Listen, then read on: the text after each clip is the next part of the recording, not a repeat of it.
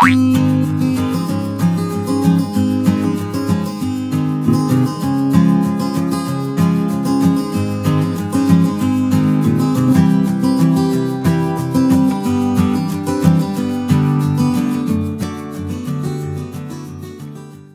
Students, I am Diksha Bhowalka and आपकी जो finance and stock and commodity market terminology है that is from BCK business and commercial knowledge paper 4 part 2 वो मैं लेने वाली हूँ. So let's start off. First देख लेते हैं क्या टर्म्स है. देखो टर्म्स यहाँ पर जो भी है ना बहुत बहुत इजी है. वो आप लोगों ने ऑलरेडी दूसरे सब्जेक्ट्स में या इसके पहले और भी BCK में काफ़ी कर रखी है. अकाउंट्स में तो काफ़ी टर्मिनोलॉजीज आपके इसमें हो गई होंगी. 11 एंड 12 का बेस है इसमें, तो बहुत इजी है. दिमाग खुला रख के समझो, बहुत अच्छे से समझ में आएगा. तो पहले देखते हैं क्या टर्म है. The first term is agent. A brokerage firm is said to be an agent when it acts on behalf of the client in buying or purchasing of shares. At no point of time in the entire transaction, the agent will own the shares. बहुत easy है. Suppose तुम्हें shares खरीदने हैं market से. अरे market में जाओगे कहाँ शेयर्स खरीदने? टीवी पे न्यूज़ देख लेते हैं, शेयर्स के प्राइसेस एकदम स्क्रीन के नीचे चल रहे होते हैं. बहुत मन करे शेयर्स में भी पैसे लगाऊं, जाके पापा से पैसे मांग लिए. लगाओगे कैसे? खरीदोगे कहाँ से? तो एजेंट्स होते हैं मार्केट में. ब्रोकरेज फर्म्स भी कुछ एजेंट्स की तरह काम करते हैं. तो उन एजेंट्स से हेल्प लेना पड़ता है अगर हमें कोई भी शेयर्स परचेज या बाय करने हैं तो एक एग्जांपल ले लेते हैं. जैसे मोतीलाल ओसवाल फर्म जो है वो एक ब्रोकरेज फर्म है जो एक एजेंट का काम करता है. आपको अगर शेयर्स बाय या परचेज, एक ही बात है, शेयर्स परचेज करने हैं तो ठीक है. तो एजेंट वेरी इजी. आप भी एक एजेंट बन सकते हो. उसके लिए बहुत ज़्यादा नॉलेज की ज़रूरत है. पढ़ो, नॉलेज बहुत आएगी. Next, amortise. अमोर्टाइज का मतलब क्या? डेप्रिसिएशन क्या है अकाउंट्स में, अमोर्टाइजेशन भी क्या है. एक बेसिक एग्जांपल ले लेते हैं. जैसे हम लोग एक मशीनरी खरीद के ले आए, 10 लाख रुपए की मशीनरी ले आए. अब उसके लिए बोलते हैं कि उसकी जो वैल्यू है, salvage value, you can see the scrap value. Accounts में पढ़ा है आप लोगों ने, फिर भी एक रिविजन लेते हैं कि 10 लाख रुपए की तो मशीनरी है. अगर 10 साल तक उसकी लाइफ है, 10 साल तक एकदम मस्त चलेगी, उसके बाद वो खराब हो जाएगी. अगर जब वो खराब हो जाए तो उसे अगर मार्केट में बेचने जाऊं तो एकदम जो स्क्रैप वैल्यू होता है, जो रद्दी का वैल्यू होता है, वो सपोज उसका मिलेगा मुझे 1 लाख रुपया. ठीक है. तो असली मैंने क्या प्राइस दी मशीनरी की? 10 लाख रुपया अभी दे रही हूँ. 1 लाख रुपया मुझे 10 साल के बाद मिल जाएगा जब इसको बेचने जाऊंगी. तो प्रॉपर वैल्यू क्या हो गई? 9 लाख. अब अगर इस 9 लाख को मुझे 10 साल में डेप्रिशिएट करना है तो what will be the amount that will depreciate each year? It will be 9 lakhs divided by 10 years, that will come to 90,000 rupees. तो वो सिंपल सा डेप्रिसिएशन है, straight line method of depreciation.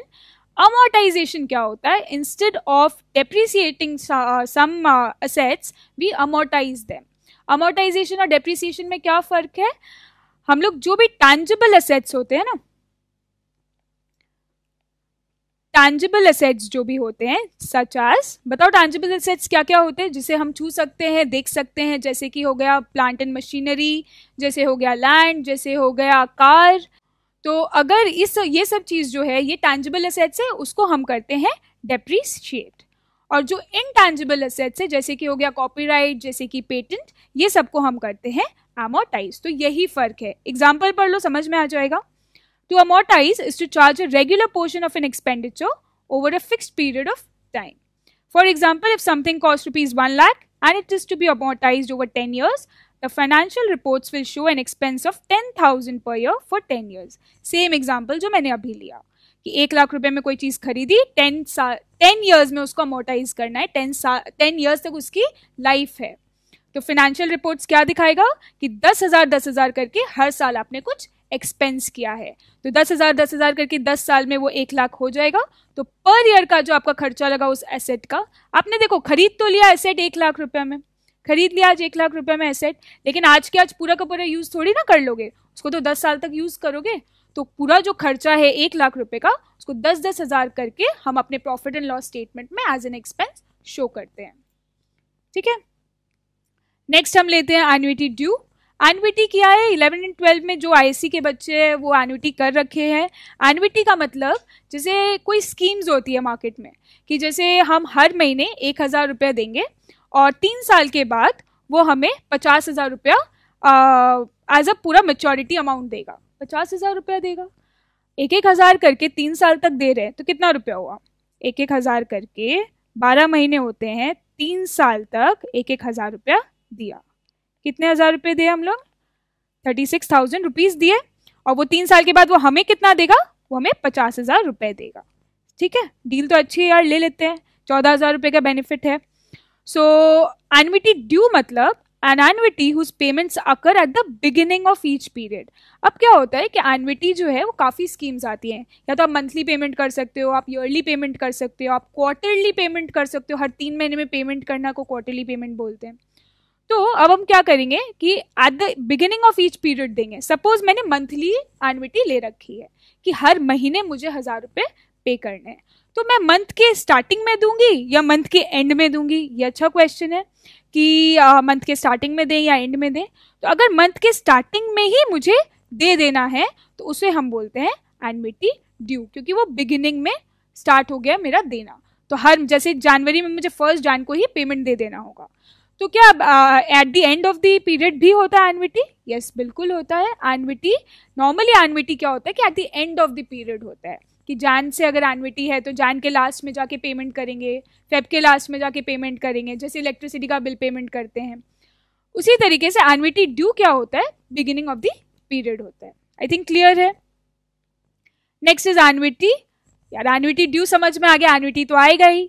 A series of payments of an equal amount at fixed intervals for a specified number of periods। तोड़ के समझो। Series of payments, जैसे कि हमने एग्जांपल लिया 1,000 करके एक सीरीज है पेमेंट का, ऑफ एन इक्वल अमाउंट। 1,000 ही दे रही हूँ, अलग नहीं दे रही हूँ। ये नहीं कि आज फर्स्ट मंथ में 1,000, सेकेंड में 2,000, थर्ड में 3,000, ऐसा कोई स्कीम नहीं है। सेम पेमेंट है हर महीने एट फिक्स्ड इंटरवल्स। हर महीने देना है तो हर महीने ही देना है, हर साल देना है तो हर साल ही देना है। For a specified number of periods, पहले से ही पता है कि भाई 3 साल तक देना है, जैसे हमने यहां पर लिया था 3 साल तक पेमेंट करना है। तो एन्युटी ड्यू समझ में आ गया, एन्युटी समझ में आ गया। नेक्स्ट लेते हैं appreciation. Appreciation is an increase in value. If a machine cost rupees 5 lakh last year, is now worth rupees 7 lakh, it has appreciated its value by 2 lakh. बहुत ही ज्यादा सिंपल है।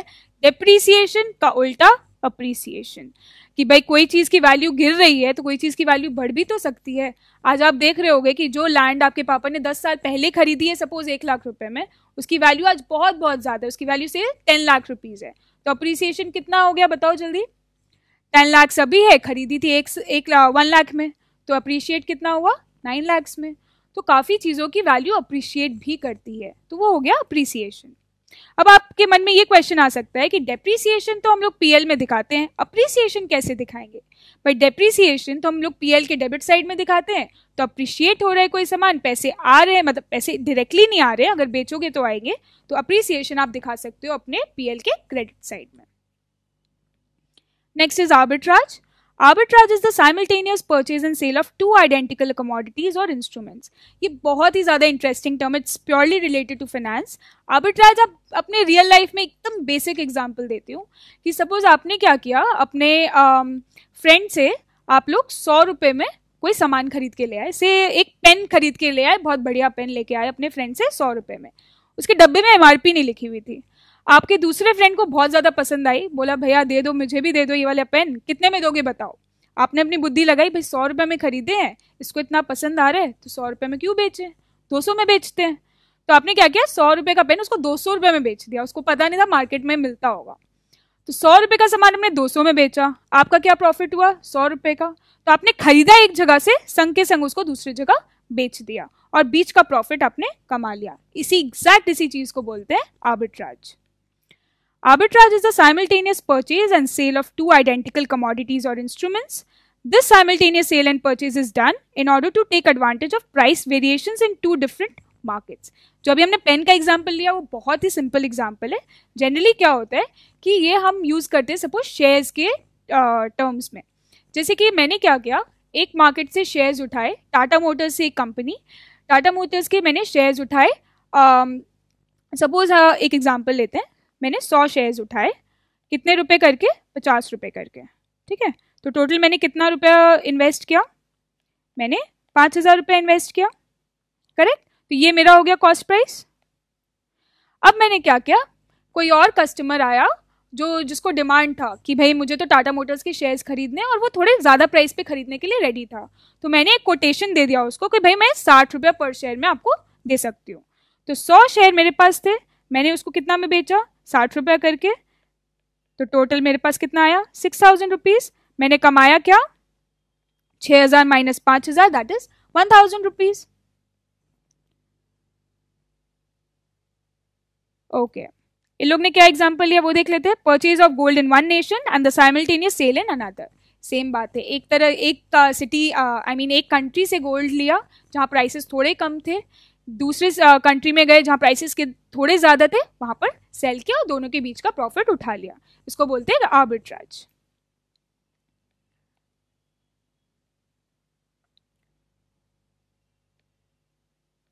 ओके, नेक्स्ट चलते हैं हम लोग asset में। Asset बहुत ही ज़्यादा इजी है यार, आप लोग कॉमर्स पढ़ रहे हो इतने दिन से, बीसीके पढ़ रहे हो, अकाउंट्स पढ़ रहे हो, एसेट का मतलब बहुत अच्छे से पता है, एक रिविजन करते हैं। Asset means an economic resource that is expected to be of benefit in the future. जैसे कि अभी हम एग्जाम्पल ले रहे थे, मशीन का एग्जाम्पल लिया, लैंड का एग्जाम्पल लिया, सबके सब एसेट है। अभी खरीद रहे हैं, सारा का सारा बेनिफिट अभी तो नहीं ले लेंगे, कुछ फ्यूचर ईयर्स में भी उसका बेनिफिट मिलेगा। माइंड इट, फ्यूचर ईयर्स होना चाहिए, that is to be more than one economic year, you can say more than one financial year. अब अगर हम एक एसेट खरीदा, से मैंने एक पेन खरीदा अपने ऑफिस के लिए, यार वो तो 1 साल के पहले ही खत्म हो गया, वो एसेट थोड़ी ना होगा, वो तो हमारा एक एक्सपेंडिचर होगा, एक एक्सपेंस होगा। तो एसेट आप लोग बहुत अच्छे से जानते हो, इसको ज्यादा ड्रैग नहीं करते हैं। एक ब्रीफ रीडिंग लगा लेते हैं। Probable future economic benefit obtained as a result of past transaction or events। हमने पास्ट में एक लैंड बिल्डिंग खरीद रखा था, एक लैंड खरीद रखा था, उसका बेनिफिट आज तक मिल रहा है। हमारे जो कंपनी का प्लांट है उसी लैंड पे है यार, बरसों से चला आ रहा है, तो उसका जो इकोनॉमिक बेनिफिट हमें मिल रहा है वही एक एसेट हो गया। Anything of value to which the firm has a legal claim. ये किसके बारे में बात हो रही है, लैंड बिल्डिंग में भी एक मेन बात हो रही है यहाँ पर पेटेंट कॉपीराइट के बारे में, जिसके ऊपर हमारा एक लीगल क्लेम है। यार हमारा प्रोडक्ट जाता है, से हमारा क्या, एप्पल का सपोज एक प्रोडक्ट है, एप्पल का प्रोडक्ट है, वो तो भैया अपना एप्पल का लोगो लगा के ही बेचता है, तो कोई और अगर वो एप्पल का लोगो यूज करे तो वो उसके ऊपर केस कर सकता है, क्योंकि एप्पल के लोगो के ऊपर उसका कॉपीराइट है, उसका लीगल क्लेम है। एनी ओन टैंजिबल और intangible object having economic useful value useful to the owner. In other words, an asset may be a physical property, building, stock certificate, a right to use a patented process. बहुत बहुत easy है। Current asset आप लोग बताओ, current asset के example बताओ।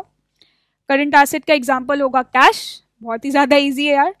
Marketable securities, accounts receivable मतलब debtors, and inventory मतलब स्टॉक। करंट एसेट्स आप बोल सकते हो कि जो 1 साल के अंदर अंदर उसका मुझे पैसा मिल जाए, या 1 साल के अंदर अंदर बोल सकते हो, या और भी जल्दी, जिसको मैं तुरंत कैश में कन्वर्ट कर सकते हैं हम लोग। जैसे कि स्टॉक, या स्टॉक बेचेंगे अभी के अभी पैसे आ जाएंगे। लिक्विड कैश, उसको करंट एसेट्स बोल सकते हैं कि जो बहुत जल्दी आपके लिक्विड कैश आपको दे सके।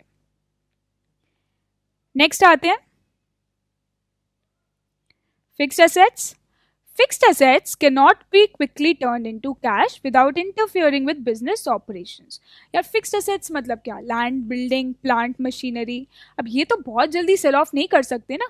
अगर 1 करोड़ का मैंने प्लांट लगा रखा है, मैं चाहूंगी अभी के अभी उस 1 करोड़ को मैं बेचूं और पूरा का पूरा पैसा ले आऊं, that is not very easy. Without interfering with business operations, अगर अभी अभी मैं अपना प्रोडक्शन स्टॉप करके उस मशीनरी को बेचने जाऊं, मेरा तो पूरा का पूरा बिजनेस हैम्पर करेगा ना। So these are valuable items that last more than 1 year। अभी अभी हमने ये सब पढ़ लिया है। Land building machinery, vehicle, equipment, furniture, long term investment. Long term investment मतलब फिक्स डिपॉजिट करा रखा है 10 साल के लिए, वो हो गया long term investment. Next, intangible assets. Intangible मतलब जिसको हम छू नहीं सकते, देख नहीं सकते, बट उसका एक फील है हमारे पास, जैसे कि patent, copyright, trademark, other kinds of rights and things value to a company which are not physical objects. Often they do not appear on financial reports. कभी कभी नहीं होता है financial reports पे, पर generally अगर उसका बहुत value हो तो वो balance sheet में आता है. Next is ask offer. The lowest price at which an owner is willing to sell his securities. अभी जैसे हमने arbitrage की बात की थी, arbitrage में क्या हो रहा था, मैंने 50 रुपए के 100 शेयर्स खरीद के लाए थे और मैंने कोटेशन क्या दिया था अपने फ्रेंड को कि भाई 60 रुपया में खरीदना है तो खरीद, सारे 100 शेयर्स दे दूंगे. तो वो जो 60 रुपया मैंने अपने फ्रेंड को बताया, जो मेरा कोटेशन था, उसको बोलेंगे यहाँ पर आस्क या ऑफर प्राइस, कि भाई सामने वाला क्या ऑफर दे रहा है, कितने प्राइस में बेचेगा. Next, audit. Audit is a careful review of financial records of an organisation to verify their accuracy. आप लोग सीए बन रहे हो, चार्टर्ड अकाउंटेंसी का कोर्स कर रहे हो, आप लोगों को करना क्या है, मेन काम ऑडिट करना है. क्योंकि आप लोग क्या करोगे, अपने जो कंपनी जिसमें आप काम करोगे उसके जो बैलेंस शीट्स होंगे, उसके इनकम स्टेटमेंट्स होंगे, उसका जो भी फाइनेंशियल रिपोर्ट्स होगा उस पर आप अपनी सिग्नेचर दोगे कि भाई ये पूरा का पूरा चेक्ड है, ऑडिटेड फाइनेंशियल स्टेटमेंट है. ऑडिटेड मतलब प्रॉपर आपने केयरफुल रिव्यू किया है और एक्यूरेसी चेक किया है, ताकि कोई भी उस फाइनेंशियल रिपोर्ट्स को दिखाकर किसी को बेवकूफ़ नहीं बना सके. आपको ये पता है कि फाइनेंशियल स्टेटमेंट्स जो होते हैं उसके बहुत यूजर्स होते हैं, क्रेडिटर्स होते हैं, डिबेंचर होल्डर्स होते हैं, शेयर होल्डर्स होते हैं, गवर्नमेंट होता है. ये सब आपने अकाउंट्स के बेसिक्स में पढ़ा हुआ है. अगर किसी को भी ये बेसिक्स में थोड़ा भी इशू हो तो हमारे अकाउंट्स के प्लेलिस्ट बने हुए हैं, प्लीज़ गो थ्रू दैट, उसमें ये सब बेसिक्स बहुत अच्छे से क्लियर हो जाएंगे. So let's come back. Audit is a careful review. Financial records के आप अच्छे से रिव्यू करोगे, एक एक चीज़ जो भी एंट्री लिखा हुआ है भाई सही लिखा है कि नहीं, कहीं टैक्स की चोरी तो नहीं कर रहे हैं कंपनी, ये सब चीज़ आप चेक करके ऑडिट करके अपना सिग्नेचर दोगे, तो इसको बोलते हैं ऑडिट.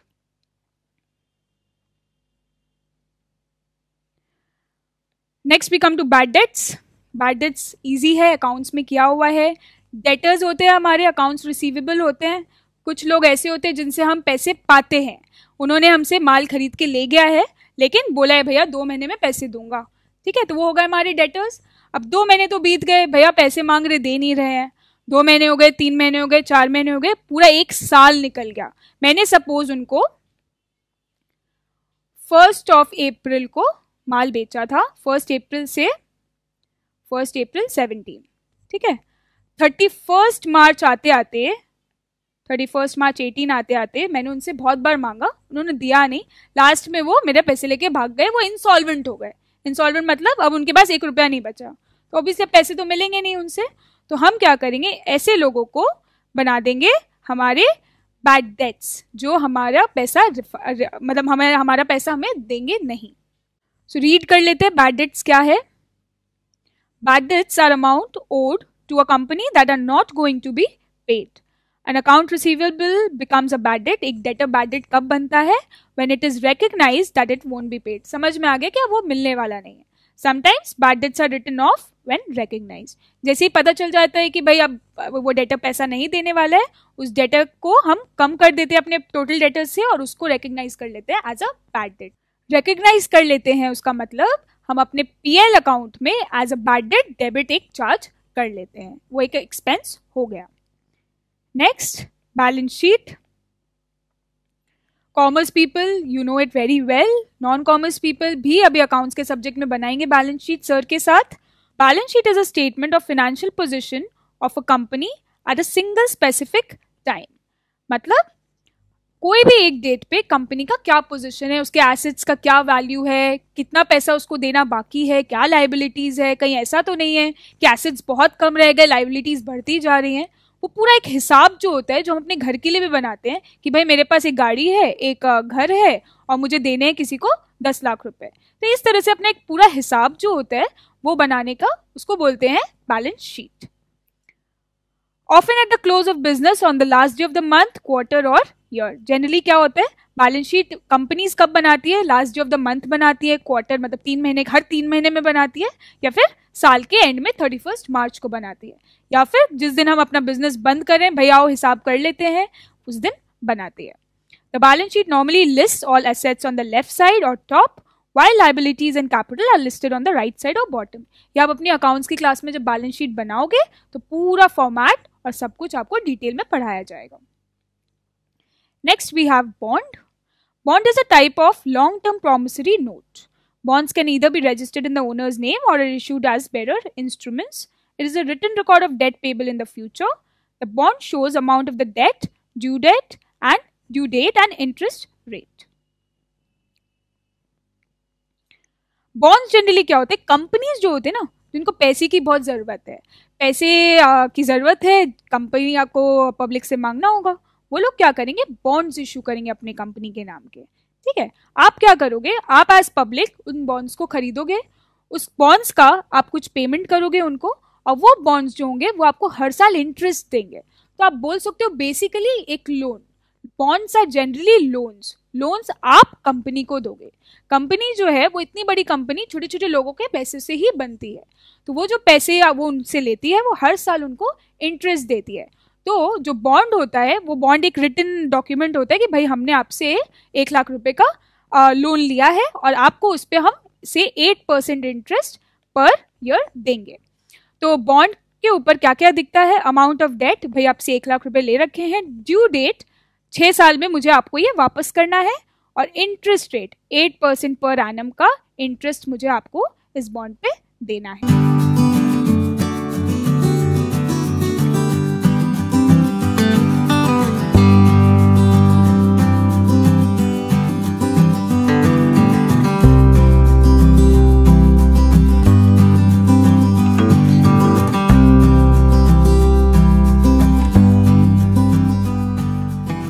बॉन्ड क्या है समझ गए हो.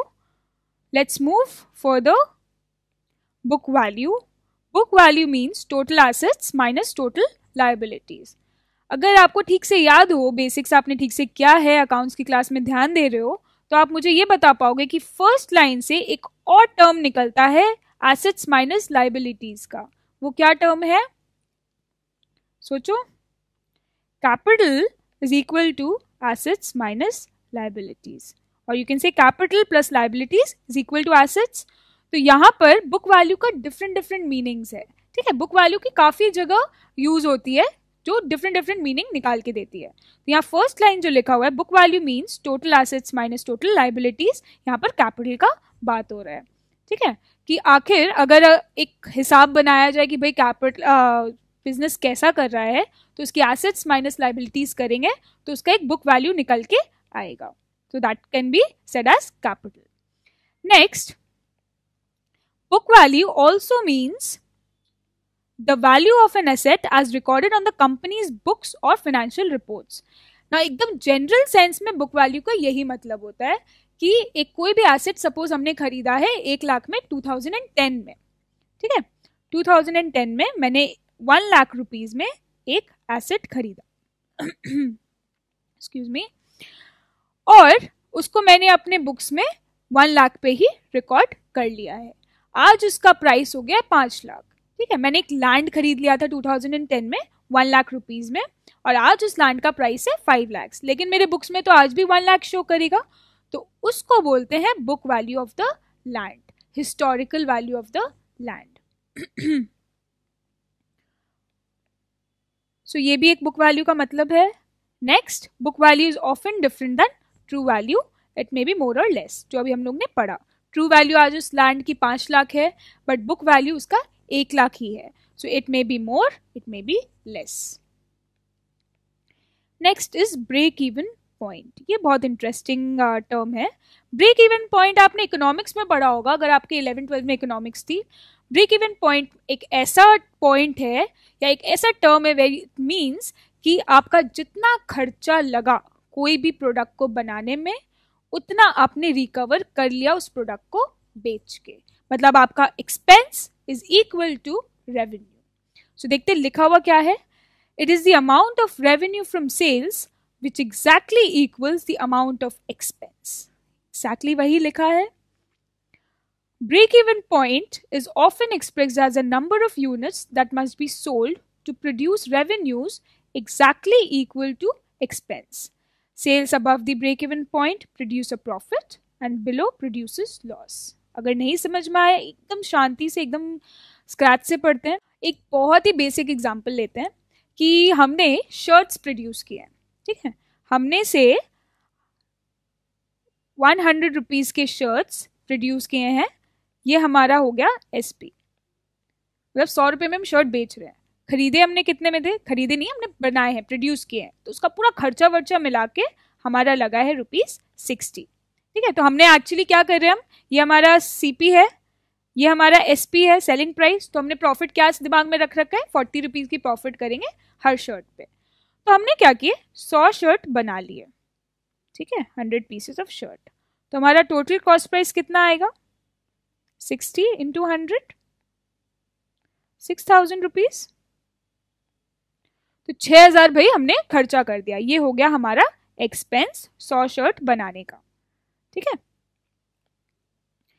नेक्स्ट, अब आप ये मुझे बताओ, आप बहुत स्मार्ट बच्चे हो, बता दोगे अच्छे से कि कितने शर्ट मैं बेचूंगी कि मुझे 6,000 रुपीज पूरा का पूरा रिकवर हो जाएगा।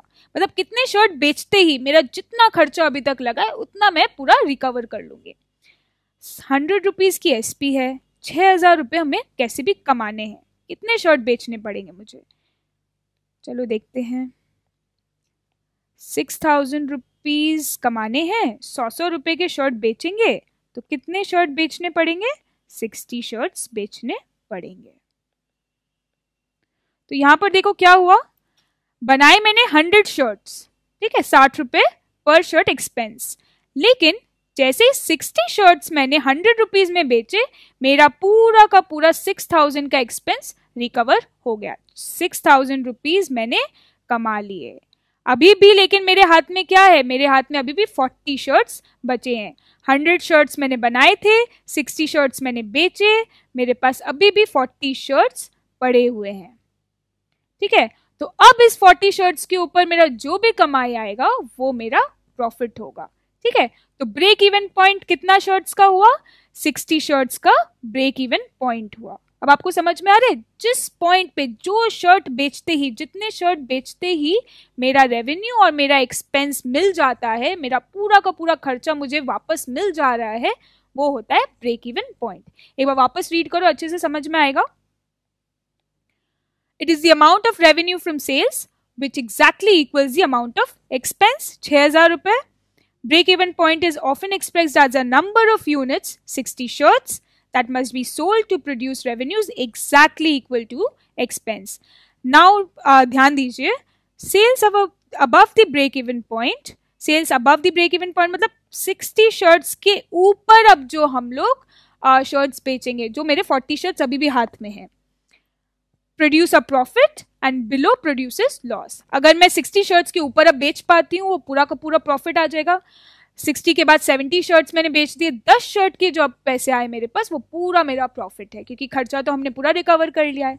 अब सपोज 60 शर्ट्स तक हम नहीं पहुंच पाए, 60 शर्ट्स बिके नहीं, खाली 50 शर्ट्स बिके। अब 10 शर्ट और बेच लेते तो खर्चा तो निकल जाता, लेकिन 50 शर्ट ही बेच पाए, 5,000 रुपये आए, लग गए थे 6,000 रुपये 100 शर्ट बनाने में, बेच पाए खाली 50 शर्ट, 5,000 रुपये रिकवर हुए, 1,000 रुपये का लॉस हो गया। तो I think break even point अब आपको अच्छी तरह से समझ में आ गया है।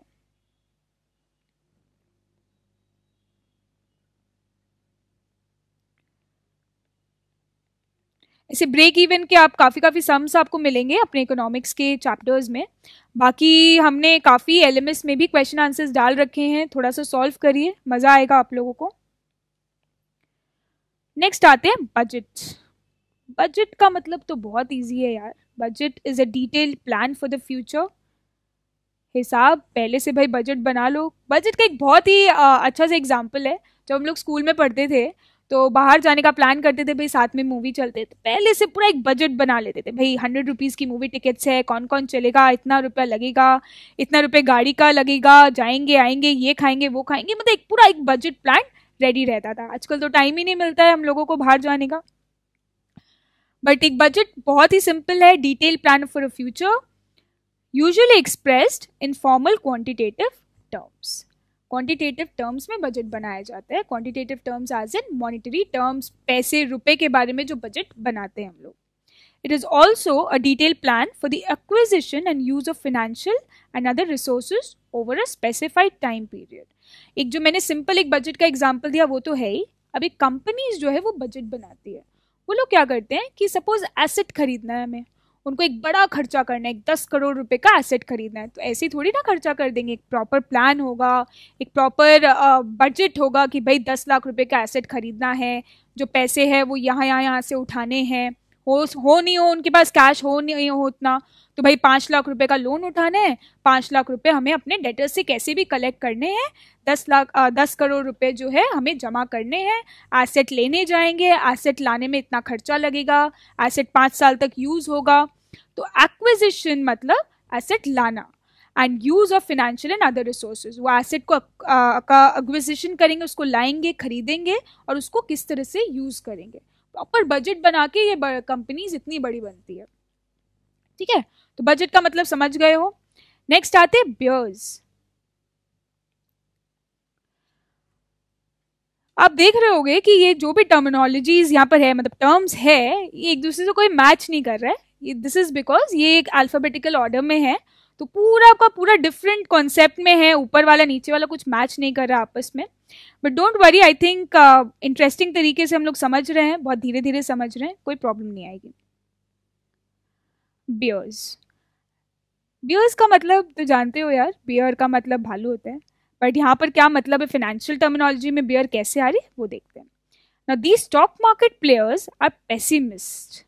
दे expect share prices or any other type of investment to fall. अब क्या होता है, शेयर मार्केट में 2 टाइप के लोग होते हैं. ठीक है, शेयर मार्केट में जो 2 टाइप के लोग होते हैं, एक होते हैं भाई बहुत बड़े बड़े एक्सपेक्टेशंस, बहुत हाई एक्सपेक्टेशंस, बहुत पॉजिटिव सोच वाले. यार मैंने जो अभी शेयर्स खरीदे ना, उसके प्राइसेस देखो क्या बढ़ने वाले हैं. 100 रुपये में खरीदा है, अभी देखना 200-300 हो जाएंगे अभी कुछ दिनों में, फिर बेचूंगा और प्रॉफिट कमाऊंगा. ठीक है, बहुत अच्छी सोच है यार, रखनी चाहिए. वैसे इतना कॉन्फिडेंस होना चाहिए कि आपने जो शेयर्स खरीदे उसके प्राइसेस बढ़ने वाले. कुछ लोग ऐसे होते ना, यार 100 रुपये में शेयर्स खरीदवा दिए मेरे दोस्त ने, 100 रुपये के तो खरीद लिए, बट कहीं उसके प्राइसेस गिर गए तो मेरे तो हो गए. 100 रुपये का शेयर दूसरे दिन 90 हो जाएगा, तीसरे दिन 80 हो जाएगा, 70 हो जाएगा, या 70 रुपये में बेचना पड़ गया, 30 रुपये का लॉस हो जाएगा. वो लोग का दिमाग हमेशा नेगेटिव सेंस में ही चलता है कि भाई मेरे तो शेयर्स के दाम गिरने वाले हैं. तो these people are called pessimist. जो नेगेटिव सोचते हैं फ्यूचर के बारे में उनको बोलते हैं पेसिमिस्ट, और जो पॉजिटिव सोचते हैं फ्यूचर के बारे में उनको क्या बोलते हैं, उनको बोलते हैं ऑप्टिमिस्ट. ठीक है, तो ये पेसिमिस्ट लोग जो है, जो उनको बोलते हैं बियर्स. ठीक है, ये पेसिमिस्ट लोग का एक नाम निकाल दिया है कि भाई जिनका थॉट ये है कि जो शेयर्स मैंने खरीदे उसके प्राइसेस गिरने वाले हैं, उनको बोलते हैं बियर्स. और जो लोग को लगता है कि मेरे शेयर्स के प्राइसेस बढ़ने वाले आगे, या मेरे नहीं, नॉर्मली कोई भी कंपनी का शेयर्स, इसके प्राइसेस तो यार बहुत बढ़ेंगे आगे जाके, उनको बोलते हैं बुल्स. वो भी शायद आगे में आएगा, वो देख लेंगे हम लोग. Now these stock market players, these are pessimists. They expect share prices or any other type of investment to fall. Share market के प्राइसेस हो गए, मतलब शेयर प्राइसेस हो गए, कमोडिटी प्राइसेस हो गए. अब आपको अगर ठीक से नहीं पता है शेयर मार्केट के बारे में, तो मैं थोड़ा सा एक आइडिया देती हूँ. शेयर मार्केट में खाली शेयर्स नहीं बिकते, शेयर्स साथ में कमोडिटीज भी बिकते हैं, प्रोडक्ट्स होते हैं जैसे कि दाल, जैसे कि गोल्ड, जैसे कि सिल्वर. थोड़ा सा CNBC ये सब फॉलो करोगे ना, बहुत अच्छे से समझ में आएगा. ये सब चीज़ जो के प्राइसेस, जो इन्वेस्टमेंट प्राइसेस है, वो गिरने का जो लोग सोच लेते हैं कि भाई ये सब गिरने वाला है, सोच ही छोटी है, गिरने ही वाले उनको हमेशा लगता है, उनको बोलते हैं bears. So in a bear market the general sentiment is that prices are going to go lower. दिमाग ही हमेशा वैसे चलता है कि प्राइसेस आगे गिरने वाले हैं. अच्छा मुझे एक चीज़ बताओ, अगर आपको ऐसा लगेगा कि आपने आज 100 रुपये में एक शेयर खरीद लिया, एक नहीं सपोज 10 शेयर खरीद लिया, 1000 रुपये का इन्वेस्टमेंट कर लिया. अब आपको अचानक से अगर लगा इसके प्राइसेस तो गिरते जा रहे हैं यार, आज 100 रुपये में खरीदे हैं, और खाली आपकी सोच नहीं है, आपने देखा है मार्केट में 100 रुपये के बाद ना 98 हो गया उसका प्राइस. अगले दिन आप उठ रहे हो, देख रहे हो, न्यूज़ फॉलो कर रहे हो, 97 हो गया प्राइस. अब आपको क्या लगेगा, यार रोज रोज तो गिरते जा रहा है प्राइस, अब क्या, अब जल्दी से जल्दी उसको सेल कर दोगे कि भाई और आगे मेरा लॉस नहीं हो. So majority of dealers will sell as quickly as possible for fear of holding shares which diminish in value. जिसका प्राइस गिरते जाएगा ना, उनको लगेगा ये शेयर्स रख के फायदा नहीं है, आगे और गिर जाए और सस्ते में बेचना पड़ जाए, इससे अच्छा आज 97 है, आज बेच के नक्की करो, 300 रुपए का घाटा होगा खाली, 3 इंटू 100, 300 रुपए का ही घाटा होगा। 3 रुपया जो डाउनफॉल हुआ, 100 शेयर मैंने जो खरीदे हैं, खाली 300 रुपए का नुकसान हुआ, वो सह लेंगे। आगे चल के 50 रुपए हो गए ना अगर, तो 500 रुपए का नुकसान हो जाएगा। ठीक है, 500 रुपए का नहीं यार, 5000 रुपए का नुकसान हो जाएगा, 5 रुपए का थोड़ी, 50 इंटू 100, 5000 का नुकसान हो जाएगा। ठीक है, so this was easy bears. इसमें आपको बुल का भी आइडिया मिला है। आगे देखते हैं कि let's go for the base price. Base price क्या है यार? This is the price of a security at the beginning of the trading day, which is used to determine the day minimum, maximum and the operational ranges for that day. अब इसके लिए ना थोड़ा share market का idea होना चाहिए। Share market पूरा दिन नहीं खुला रहता। BSE, NSE अगर आपने सुना हुआ है, Bombay stock exchange, national stock exchange, BSE, NSE, ये सब जो मार्केट्स है ना, ये है हमारे शेयर मार्केट। ये सुबह 9:30 बजे खुलते हैं। मतलब आप ट्रेडिंग स्टार्ट कर सकते हो अपने कंप्यूटर पे बैठ के, सुबह 9:30 बजे से आप खरीदना बेचना कर सकते हो और 3:30 बजे तक कर सकते हो। ठीक है, 3:30 बजे तक ही आप कुछ भी खरीदना बेचना कर सकते हो। तो अब क्या होगा कि आप जैसे ही आपने 9:30 बजे अपना कंप्यूटर स्क्रीन खोला कि चलो कुछ देखते हैं, सबसे पहला जो प्राइस रहेगा ना आपका, जो भी शेयर आप खरीदना चाहते हो, उसको बोलेंगे हम लोग base price, price of a security at the beginning of the trading day, which is used to determine day minimum and maximum. अब ये डे मिनिमम मैक्सिमम क्या है, एक अच्छा सा एग्जांपल लेके समझते हैं। सपोज मैंने एक शेयर खरीदने का मन बना रखा है, सुबह सुबह उठ के उस स्क्रीन खोल रही हूँ, पहला प्राइस जो उसका मुझे दिख रहा है वो दिख रहा है 80 रुपीज का, वो एक शेयर है, राइट। तो ये हो गया मेरा बेस प्राइस। ठीक है, अब क्या हो रहा है, जैसे जैसे दिन बढ़ रहा है मैं पूरा मॉनिटर कर रही हूँ कि भाई उसका क्या प्राइस चल रहा है क्या नहीं चल रहा है। अभी तक खरीदा नहीं है मैंने। 2 घंटे बाद उसका प्राइस दिख रहा है मुझे 81.25 रुपीज। अब आप सोच रहे होगे कि जैसे मैंने एग्जांपल दिया 80 से 100, 100 से 120, इतना ज्यादा वेरिएशन एक दिन में या 2 घंटे में नहीं आता, थोड़े थोड़े करके प्राइसेस ऊपर नीचे होते हैं। ये मैंने देखा सपोज दिन के 12 बजे। ठीक है, फिर 1 बजे के आसपास मुझे दिख रहा है प्राइस हो गया 82। यार प्राइस तो बढ़ रहा है। 1 बजे के आसपास, 3 बजे के आसपास मैं क्या देख रही हूँ कि प्राइस है 79 रुपीज, राइट। अब एक बहुत ही अच्छा सा क्वेश्चन पूछती हूँ। बेस प्राइस मैंने यहाँ लिख के दे दिया भाई 80 रुपीज बेस प्राइस है। अब इसमें से बताओ मैक्सिमम प्राइस कहाँ तक गया इस शेयर का, देखो जल्दी से बताओ। ये 4 ऑप्शन है आपके पास। 80 रुपीज तो बेस प्राइस हो गया, बाकी इन 3 में से मैक्सिमम प्राइस क्या है 82, मिनिमम प्राइस क्या है 79। तो पूरे दिन का मैक्सिमम प्राइस ये रहा, मिनिमम प्राइस ये रहा, ये बेस प्राइस है। हो सकता है बेस प्राइस आपका मैक्सिमम भी हो सकता है बेस प्राइस ही मिनिमम हो, कि 80 रुपीज से नीचे तो गया ही नहीं, पूरे दिन में 80 से ऊपर ही रहा, या फिर 80 रुपीज स्टार्टिंग का प्राइस था, पूरे दिन में 80 से कम ही रहा, 79, 78, 76 पे लास्ट मार्केट क्लोज हो गया। तो base price can also act as minimum और मैक्सिमम। तो नाउ यू कैन अंडरस्टैंड कि day minimum and day maximum क्या है, राइट। तो अब बेस प्राइस के हिसाब से तो बताएंगे ना कि भाई मैक्सिमम कौन सा प्राइस था और मिनिमम कौन सा प्राइस था। And the operational ranges for that day, operational ranges मतलब मैक्सिमम और मिनिमम का डिफरेंस। ठीक है, next we come to basket trading. Basket trading is a facility by which investors are in a position to buy or sell all 30 scrips of Sensex in the proportion of current weights in the Sensex in one go. अब basket trading का मतलब क्या, बहुत अच्छे से नहीं समझोगे कोई बात नहीं, शेयर मार्केट का ज्यादा आइडिया नहीं है आप लोगों को। ये समझ लो कि मार्केट में ना खाली एक शेयर नहीं बेचते हम लोग, मतलब एक ही कंपनी के शेयर्स में डील नहीं करते हैं।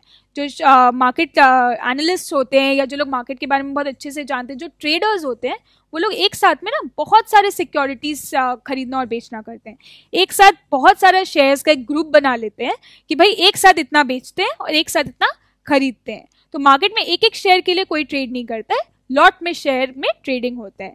तो बास्केट ट्रेडिंग मतलब एक साथ आप बहुत सारे शेयर्स में जब डील कर रहे हो उसको बोलते हैं बास्केट ट्रेडिंग। तो यहाँ पर आपको थोड़ा कंफ्यूजन हो सकता है इसमें, buy and sell all 30 scripts of Sensex, इसका मतलब Sensex is also a market. Sensex एक इंडेक्स है, इंडेक्स आपको इतना अच्छे से समझ में नहीं आएगा। शेयर मार्केट में सेंसेक्स में आप डील कर सकते हो, आप बाय सेल कर सकते हो, शेयर्स बाय सेल कर सकते हो। तो जब आप बहुत सारे शेयर्स से 30 स्क्रिप्ट्स एक साथ आप बाय सेल कर सकते हो, 30 सिक्योरिटीज एक साथ बाय सेल कर सकते हो, उसको बोलते हैं बास्केट ट्रेडिंग। ठीक है, अभी के लिए इतना नॉलेज आपके लिए काफ़ी है। जब आप और फिनेंशियल टर्मिनोलॉजी में और फिनेंशियल स्टडीज करोगे तब आप और सीखोगे कि बास्केट ट्रेडिंग क्या होता है। Next we come to bear market, या बियर्स के बारे में अभी तो पढ़ा था। A market in which stock prices are falling consistently. मतलब ये एग्जाम्पल हमारा अच्छा था, अच्छा चलो एग्जाम्पल तो हमने मिटा दिया, पर ये एग्जाम्पल अच्छा था कि 100 रुपये में शेयर खरीदा, प्राइसेस गिरते जा रहे हैं, 98, 97, 96, 95.5 प्राइसेस तो गिर रहे हैं। तो जिस मार्केट में, जिस शेयर के मार्केट में या जिस शेयर्स के प्राइसेस कंसिस्टेंटली गिरते रहते हैं उसको बोलते हैं बेयर मार्केट।